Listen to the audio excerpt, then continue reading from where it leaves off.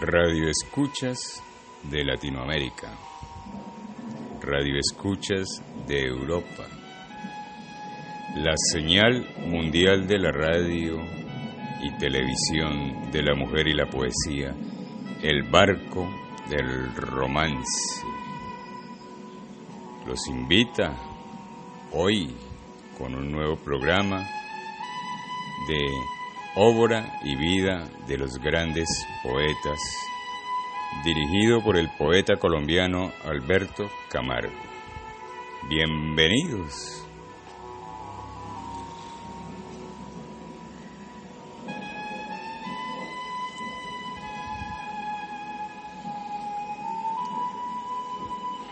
Buenas tardes, Radio Escuchas de Latinoamérica. Buenas noches, Radio Escuchas de Europa. Un fraternal abrazo a José Gamboa Gutiérrez, fundador de esta prestigiosa emisora. Hoy hablaremos de grandes poetas del mundo, como lo son Álvaro Mutis. Álvaro Mutis Jaramillo, nacido en Bogotá, Colombia, en 1923 y fallecido en Ciudad de México en el año 2013. Escritor y poeta colombiano, autor destacado por la riqueza verbal de su producción y una característica combinación de lírica y narratividad. Participó en sus inicios del movimiento de poetas agrupados en torno a la revista Mito, influido por el Pablo Neruda, Octavio Paz y Saint John Perse y Walt Whitman. Empleó la poesía como vía de conocimiento para el acceso de los universos desconocidos a nuevos mundos donde fue posible el amor y la buena muerte. Su alter ego es Magrol, un aventurero sombrío y a la vez inocente, que canta la frágil condición humana.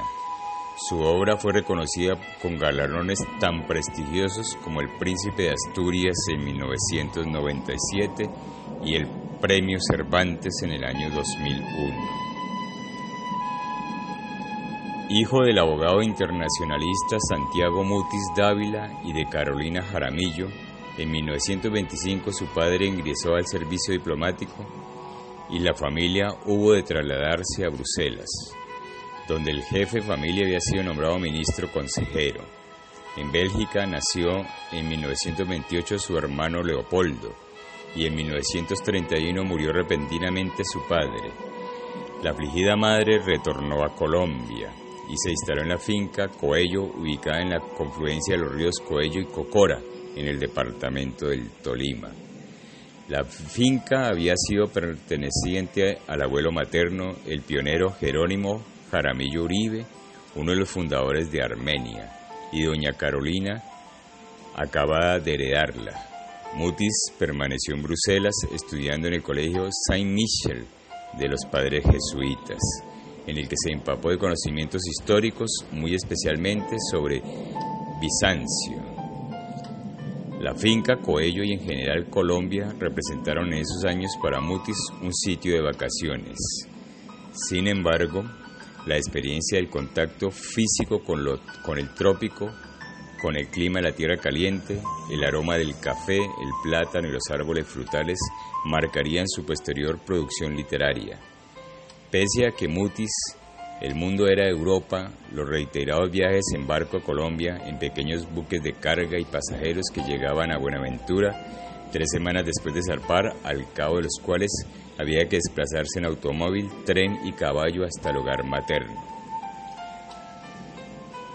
Fueron otra experiencia fundamental en la formación del escritor.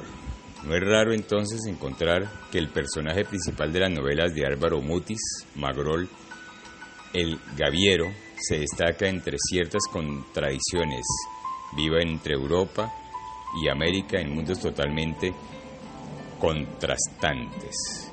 Consideré el viejo continente como la cuna de la civilización y al nuevo mundo como la fuerza, y que, insatisfecho con uno y otro, intenté crear en sus aventuras un universo acorde con sus ideales. Álvaro Mutis no acabó el bachillerato por problemas financieros de su madre. Hubo de abandonar el colegio en Bruselas y se matriculó en el Colegio Mayor de Nuestra Señora del Rosario en Bogotá. Pero no le interesaba estudiar. El pensum regular le gustaba leer libros de historia, de viajeros y de literatura, y no le preocupó aprender matemáticas y otras minucias. En 1941, con solo 18 años, prefirió casarse con Mireya Durán, con quien tendría 3 hijos. Como muchos de los grandes escritores contemporáneos, cumplió un exigente periplo de lecturas formativas que se inicia con Julio Verne y Emilio Salgari. Pasó por Honoré de Balzac y Flaubert, y por los maestros rusos Dostoyevsky, Tolstoy, Chekhov, para terminar en esa primera etapa con Kafka, Werfel y Rilke. De los latinoamericanos, también leyó mucho, por quien más lo conmovió fue Pablo Neruda, con su residencia en la tierra. En el Colegio del Rosario tuvo como profesor la literatura de Eduardo Carranza, quien le enseñó la importancia de poetas como Juan Ramón Jiménez y los españoles de la generación del 27. Una vez casado y para ganarse la vida se vinculó a la radio. Inicialmente en 1942 trabajó en la emisora Nuevo Mundo, que con los años se convirtió en la matriz de la cadena radial colombiana Caracol. Allí reemplazó a Jorge Salamea en la dirección del programa Actualidad Literaria. Se relacionó con el mundo intelectual y bohemio de Bogotá y conoció al crítico Casimiro Eiger, a quien Mutis agradecería el facilitarle la entrada al mundo de las letras. Este misterioso personaje escapado de las obras de Proust ejerció cierto papel tutelar en el joven intelectual de entonces, similar al que cumplió Ramón Viñez en el grupo de Barranquilla. Se hizo también amigo de los críticos y escritores Hernando Telles y Eduardo Salamea. Frecuentaba los tradicionales cafés El Molino, el Asturias, el Automático, donde se acercó a las 2 generaciones distintas de poetas, los nuevos y los de Piedra y el Cielo. Conoció además a los hermanos Otto y León de Greif, el primero de muy importante en su formación como melómano. En 1942 fue contratado por la Radiodifusora Nacional como locutor de noticias, actividad en la que permaneció hasta 1946, cuando la Compañía Colombiana de Seguros lo nombró jefe de redacción de su revista institucional, Vida.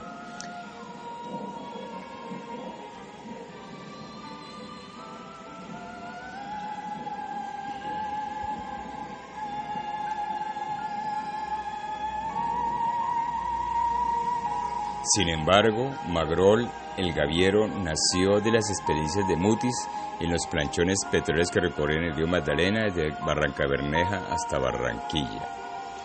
Era la segunda ocasión que visitaba ese país. La primera había sido en 1952 y desde entonces se convirtió en un lugar de residencia.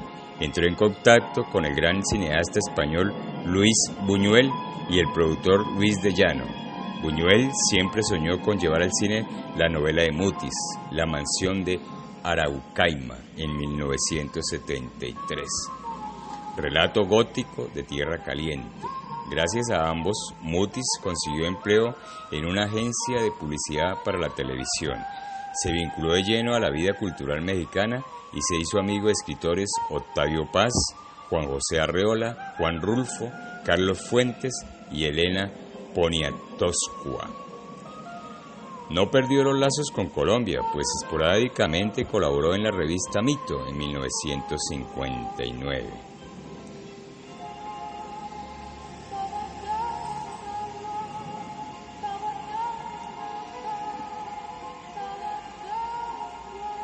Mutis pasó a ser gerente de ventas para América Latina de 20th Century Fox y luego de Columbia Pictures, en donde permaneció hasta jubilarse en 1988. Empresas que le permitieron seguir viajando en el mundo. Entre 1960 y 1973, relativamente poco lo que hizo en literatura. En 1962 publicó 4 textos con el seudónimo de Albert de Matos, diplomático portugués, en la revista Snob, dirigida por El Salvador Eliozondo y Emilio García Riero. Pequeña historia de un gran negocio, historia y ficción de un pequeño militar sarnoso. El general Bonaparte en Niza, el accidente de Maiquetía o Isaac salvado de las jaulas en 1964. En 1965 se publicó su libro Los trabajos perdidos. En 1973 se publicó en España Suma de Magrol, El Gaviero, en 1947 y 1970, que contenía las obras Primeros Poemas, Los Elementos del Desastre, Los Trabajos Perdidos, Reseña de los Hospitales de Ultramar y Recuento de ciertas visiones. En 1977 inició la columna semanal Rincón Reaccionario en el periódico 1+1, que después continuó en El Sol de México y en el diario Novedades. Solo en 1982 volvió a aparecer un nuevo libro de poemas de Álvaro Mutis, Caravanzari, que publicó al Fondo de la Cultura Económica. Ese año su gran amigo Gabriel García Márquez, a quien le había conocido en 1950, ganó el Premio Nobel de Literatura.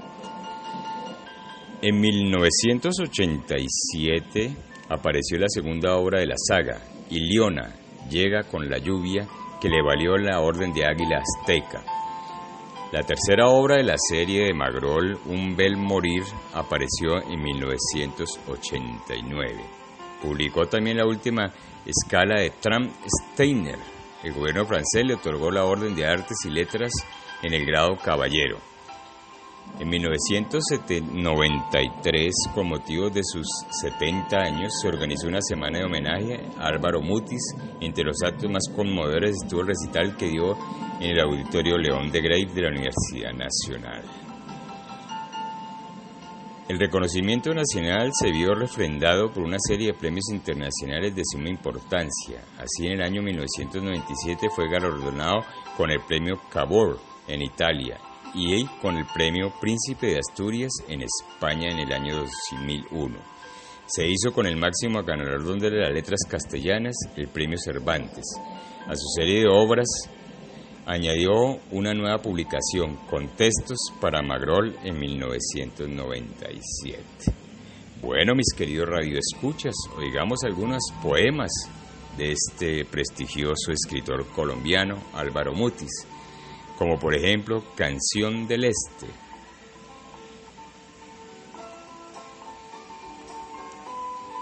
A la vuelta de la esquina un ángel invisible espera. Una vaga niebla, un espectro desvaído dirá algunas palabras del pasado. Con agua de acequia el tiempo cava en tu arduo trabajo de días y semanas, de años sin nombre ni recuerdo. A la vuelta de la esquina te seguirá esperando vanamente ese que no fuiste, ese que murió de tanto ser tú mismo lo que eras, ni la más leve sospecha, ni la más leve sombra. Te indica lo que pudiera haber sido ese encuentro, y sin embargo allí estaba la clave de tu breve dicha sobre la tierra. Aplausos, mis queridos radioescuchas, mil gracias por estar atentos. Oigamos otro poema de título Razón del extravío.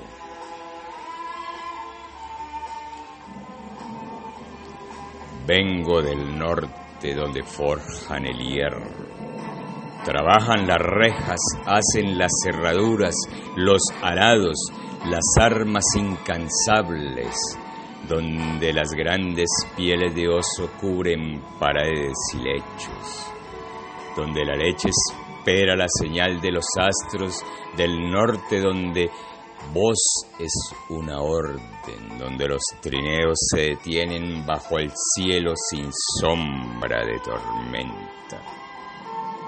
Voy hacia el este, hacia los más tibios cauces de la arcilla y el limo, hacia el insomnio vegetal y paciente que alimentan la lluvia sin medida. Hacia los esteros voy, hacia el delta donde la luz descansa absorta de las magnolias de la muerte y el calor inaugura vastas regiones donde los frutos se descomponen en una densa siesta mecida por los élitros de insectos incansables. Y, sin embargo, aún me inclinaría por las tiendas de piel, la parca arena, por el frío rectando entre las dumas donde canta el cristal su atónica agonía, que arrastra el viento entre túmulos y signos y desvía el rumbo de las caravanas. Vine del norte. El hielo canceló los laberintos donde el acero cumple la señal de su aventura. Hablo del viaje, no de sus etapas. En él está la luna vela sobre el clima de mis llagas. Solicitan como alivio de un espasmo tenaz y sin remedio.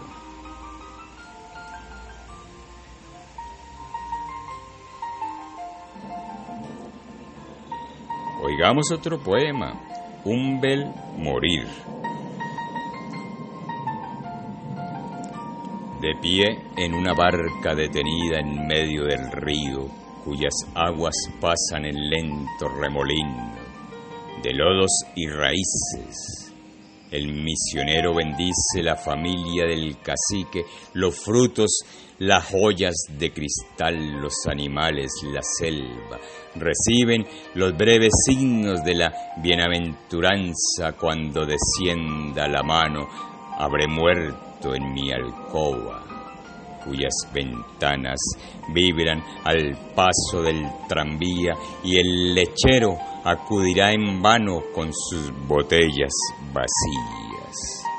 Para entonces quedará bien poca nuestra historia, algunos relatos en desorden, unas cartas guardadas no sé dónde, lo dicho aquel día al desnudarte en el campo. Todo irá desvaneciéndose en el olvido, y el grito de un mono, el manjar blancuzco de la savia por la herida corteza del caucho, el chapoteo de las aguas contra la quilla en viaje serán asunto más memorable por nuestros largos abrazos. Aplausos, mis queridos radioescuchas. Mil gracias por estar escuchando la señal mundial de la radio y televisión de la mujer y la poesía, El Barco del Romance. Continuemos con el poeta Juan Ramón Jiménez. Nacido en Morger, Huelga, el 23 de diciembre de 1881 y fallecido en San Juan de Puerto Rico el 29 de mayo de 1958. Fue un poeta español, ganó Premio Nobel de Literatura en 1956 por el conjunto de sus obras, designándose como trabajo destacado de la misma narración lírica Platero y yo. Juan Ramón Jiménez era hijo de Víctor Jiménez, natural de Nestares, La Rioja, viudo con una hija, Ignacia, de su primer matrimonio con Emilia Velaverde, pariente del escritor José Velaverde, y de Purificación Matecón López Parejo, quienes se dedicaron con éxito al comercio de vinos. En 1887 sus padres se trasladan a una antigua casa de la calle Nueva y aprende primaria elemental en el colegio Primera y Segunda Enseñanza de San José. En 1981 aprueba sus calificaciones de sobresaliente del examen de primera enseñanza en el Instituto La Rábida de Huelva. En 1899 estudia bachillerato en el Colegio San Luis Gonzaga de Puerto de Santa María y obtiene el título de bachiller en artes. Se traslada a Sevilla en 1896 para ser pintor, creyendo que era su vocación. Allí frecuenta la biblioteca del Ateneo Sevillano. Escribe sus primeros trabajos en prosa y verso. Empieza a colaborar en periódicos y revistas de Sevilla y Huelva. Comenzó la carrera de Derecho impuesta por su padre en la Universidad de Sevilla, aunque la abandona en 1899. En 1900 se trasladó a Madrid y publicó sus dos primeros libros de textos, Ninfeas y Almas de Violeta. En 1902 publicó Arias Tristes e intervino en la fundación de la revista literaria Helios.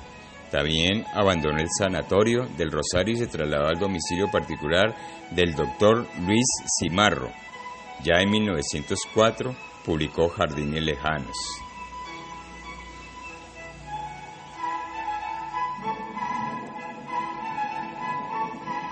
Aunque por su edad pertenece al novecentísimo generación del 14, mantuvo estrecha relación por la generación anterior, modernismo que influyó su primera etapa, y posterior generación del 27, a la que apoyó al menos sus primeros trabajos. Luego los atacó y de lo que fue uno de los principales modelos, así como referencia para algunos de los autores vanguardistas.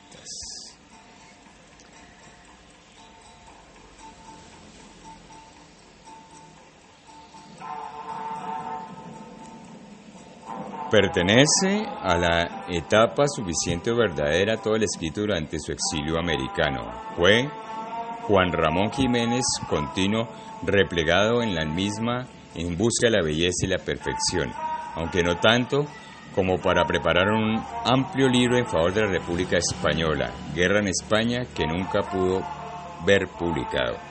Su ansia por la trascendencia lo lleva a una cierta mística e identificarse con Dios y la belleza de uno en los que llama 1954 religión por conciencia. Su luenga poética se transforma en una especie de idolecto, poblado de múltiples neologismos. Tras un periodo de relativo silencio, publica Animal de Fondo en 1949. Tercera antología poética en 1957 y El otro costado en 1936 y Dios deseado y decente en 1948. En Animal de Fondo el poeta busca a Dios sin descanso ni tedio, pero ese Dios no es una divinidad externa del poeta, sino que se halla en él y en su obra.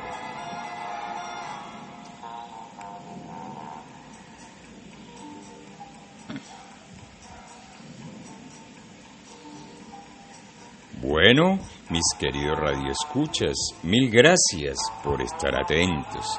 Esto ha sido parte de la biografía de don Juan Ramón Jiménez, poeta español.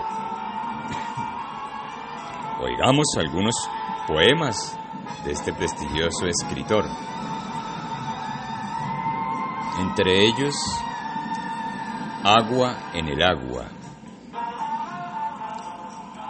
Quisiera que mi vida se cayera a la muerte, como este chorro alto de agua bella, en el agua tendida manantial, ondulado, brillante, sensual, alegre, con todo el mundo diluido en él, en gracia nítida y feliz.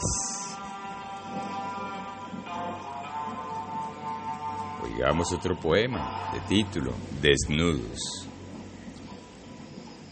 Por el mar vendrán las flores del alba, olas llenas de azucenas blancas. El gallo asará su clarín de plata, hoy te dirá yo tocando el alma. Oh, bajo los pinos tu desnudez malva, tus pies en la tierra, hierba con escarcha tus cabellos verdes de estrellas mojadas. Y tú me dirás huyendo mañana, Levantará el gallo su clarín de llama y la aurora plena cantando entre granas prenderá sus fuegos en las ramas blandas.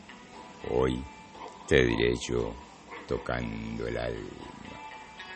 Oh, en el sol nacido, tus sienes doradas, los ojos inmensos de tu cara maga, evitando azules mis negras miradas.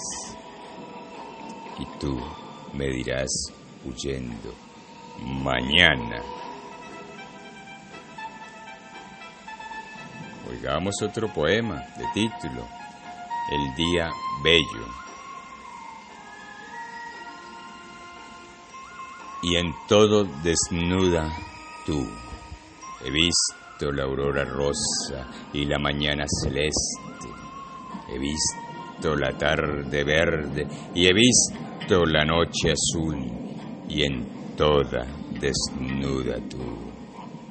Desnuda en la noche azul, desnuda en la tarde verde y en la mañana celeste, desnuda en la aurora rosa y en todo desnuda tú.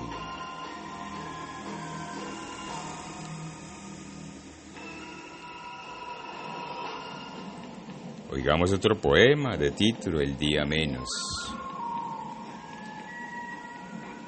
Ya se arreglarán los sueños, mañana se arreglarán, hoy a soltar y a gozar.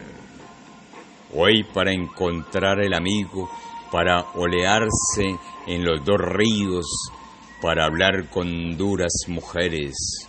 Hoy para erizarse de césped, para ventear a caballo, para silbear en el árbol, para acercarse en las montañas, para huir por las luces anchas, perdido entre glorias ruidosas. Hoy para la gran tensión fresca de un vivir sin casa ni venda. Ya se ordenarán los sueños, mañana se ordenarán, hoy a romper y a cantar.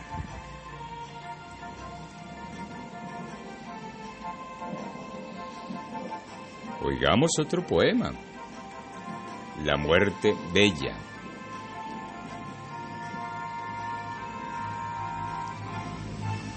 ¿Qué me vas a doler, muerte? Es que no duele la vida. ¿Por qué de ser más osado para el vivir exterior que para el hondo morir?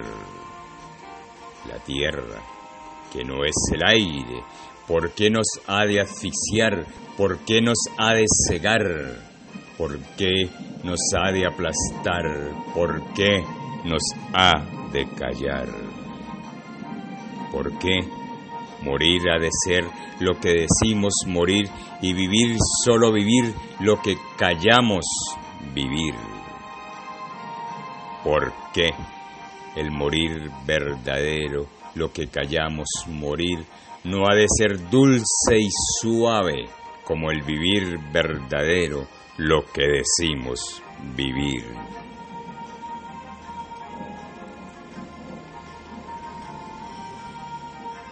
Oigamos otro poema de título Primavera.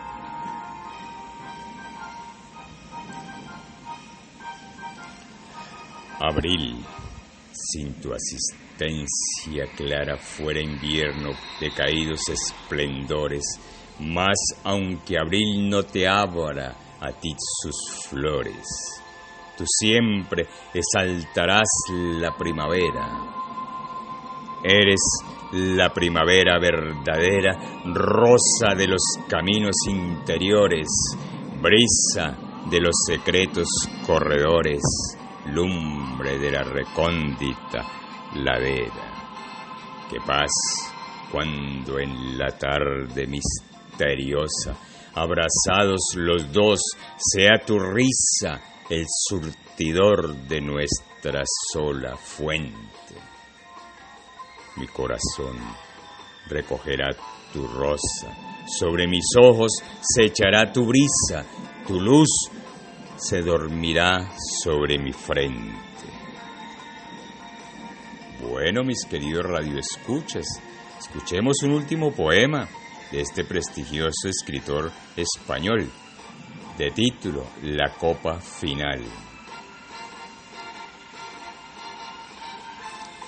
Contra el cielo inexpresable, el álamo ya amarillo instala alta belleza de su éxtasis vespertino. La luz se recoge en él como en el nido tranquilo de su eternidad, y el álamo termina bien en sí mismo. Mil y mil gracias, radioescuchas. Qué bello es gozar de su compañía. Un fraternal abrazo desde mi Colombia. Alberto Camargo.